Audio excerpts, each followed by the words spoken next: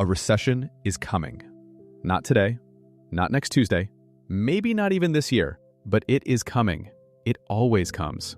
There have been 11 recessions in the United States since 1950, one roughly every 5.7 years. The last one was 2020.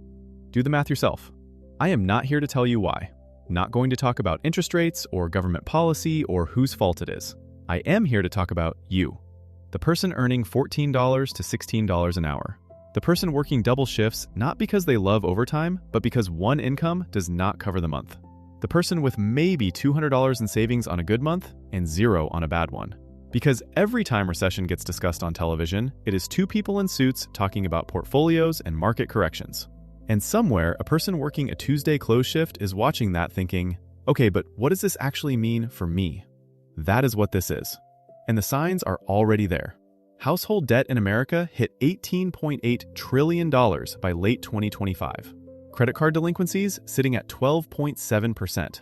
GDP growth last quarter came in at 0.5%. Hiring has slowed to what economists are calling a hiring recession. Companies are not firing yet. They are just quietly stopping the adding. The warning lights are not red, they are yellow. Which sounds reassuring until you remember that yellow is the light most people drive straight through. Here's the thing about recessions nobody tells you until you are inside one.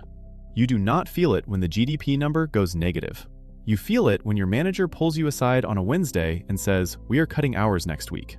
You feel it when overtime disappears from the schedule without explanation, when 40 hours becomes 28 and nobody tells you why. University of Chicago research found that hourly workers carry the burden of recessions before anyone else. Employers cut hours before they cut jobs. Which means by the time the news officially calls it a recession, you have already been living inside one for months. Involuntary part-time work hit 9.2 million Americans in 2009. 9.2 million people. Still employed, still showing up, just earning less. That is what it feels like at $14 to $16 an hour. Not a headline, a smaller paycheck. A schedule that changed.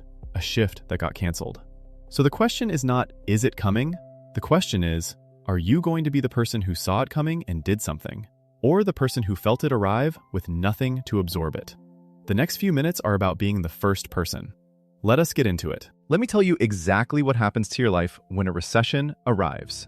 Not the economy, your life, specifically. It does not start with a layoff. It starts with a text from your manager on a Sunday night. Hey, can we talk tomorrow before your shift? That is it. That is how it begins. You show up Monday, and they tell you the store is cutting back hours. Nothing personal, just adjusting to demand.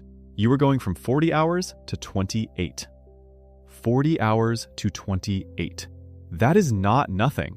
At $15 an hour, that is $180 a week gone. $720 a month. Before taxes.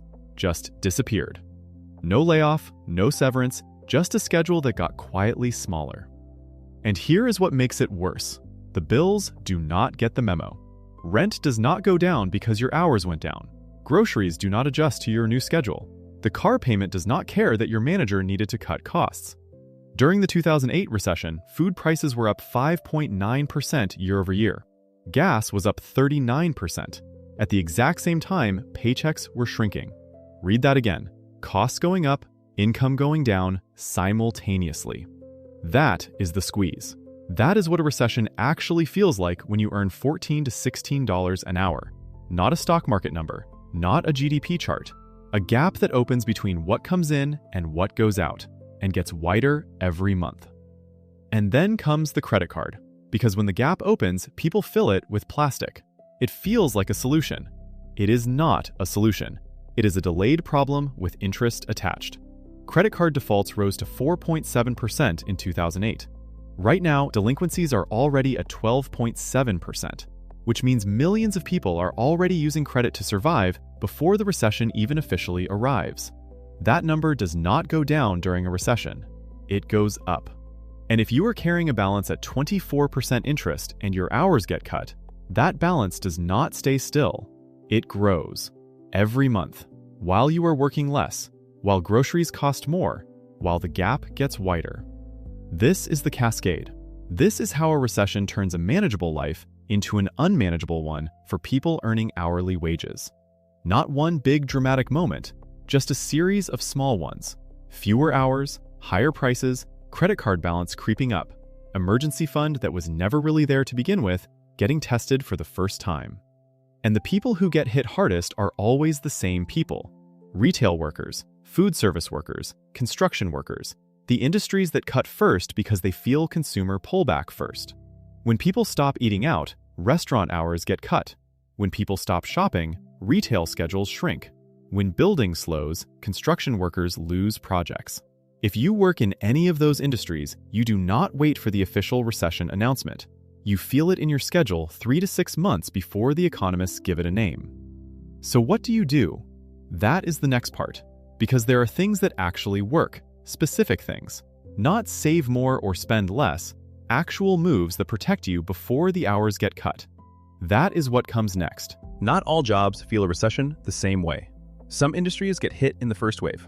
Some barely feel it. And knowing which side you are on is genuinely useful information. The most vulnerable: retail, food service, construction, hospitality. These are the first to cut because they are the first to feel consumers pulling back. When people stop eating out, restaurant hours drop immediately. When people stop shopping, retail schedules shrink within weeks. When building projects pause, construction workers lose income fast.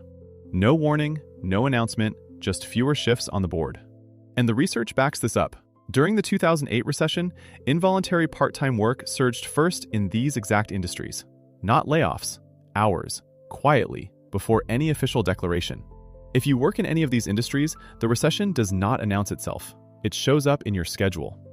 Now the other side: healthcare, utilities, grocery, public safety, essential trades, plumbing, electrical repair work. People get sick in a recession. Lights still need to stay on. Food still needs to be bought. Pipes still break. Demand for these jobs does not disappear when the economy softens, which is why workers in these sectors tend to keep their hours even when everything else is shrinking. The simple rule is this: the more your job serves a need rather than a want, the more protected you are. A restaurant meal is a want. A hospital visit is a need. A new pair of shoes is a want. Groceries are a need. A new sofa is a want. A plumber, when your pipe bursts, is a need. Now, I am not saying quit your job tomorrow. Most people cannot do that. But what you can do is understand your exposure. Know which category you are in, because that determines how urgently you need to act on everything that comes next. And if you are in a high-risk industry, retail, food service, construction, the moves I'm about to give you are not optional. They are urgent. Let us get into the actual plan. Okay, the plan. And I am going to be specific, because generic advice is useless when your schedule just got cut. 5 moves, in order, starting with the most important. Move 1, build a cash buffer. Today. Not 3 months of expenses, not the number every finance article tells you. Right now, the target is 1 month of essential bills. Rent, utilities, food, transport. That is it. Nothing else.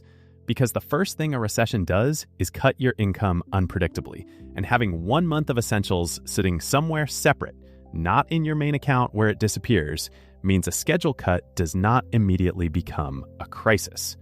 1 month. That is the first target. Everything else comes after. Move 2. Kill your highest interest debt first.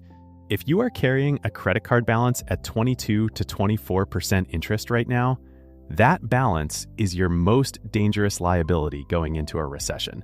Because when hours get cut, that balance does not pause. It compounds every month against an income that just shrank. Stop adding to it immediately. Minimum payments on everything else. Every spare dollar attacks the highest rate balance first. This is not negotiable. Move 3. Protect your hours before they disappear. This is the one nobody talks about. Before a recession hits, employers make decisions about who stays full-time and who gets cut. And those decisions are not always about performance. They are about visibility, reliability, flexibility. Show up early. Volunteer for shifts others do not want.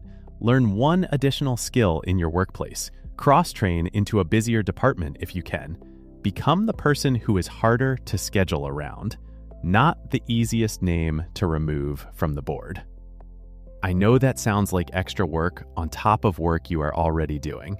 It is, but it is the difference between keeping 40 hours and losing 12 of them. Move 4. Make your budget flexible before the downturn forces it. Go through the last 30 days of spending, not to judge yourself, just to see what is fixed and what is not. Rent is fixed. Car payment is fixed. Utilities are mostly fixed. But food delivery 3 times a week is not fixed. The premium phone plan is not fixed. The subscription you forgot about is not fixed. Cut the flexible spending now, before the income drops, because doing it under pressure when hours are already cut feels like punishment. Doing it now feels like a choice.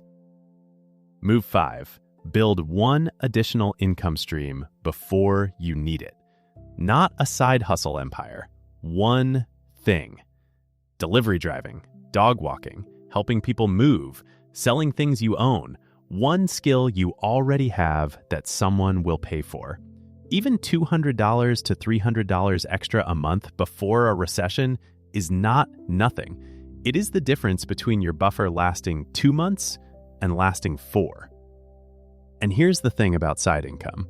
Building it now, when you have the energy and the time, is completely different from trying to build it when you are already exhausted from picking up extra shifts because your main income got cut. Build it before you need it. These 5 moves do not require a financial advisor. They do not require a high income. They require deciding that you are not going to be caught completely flat when the schedule changes. That is the whole thing. I want to be honest with you about something before I finish.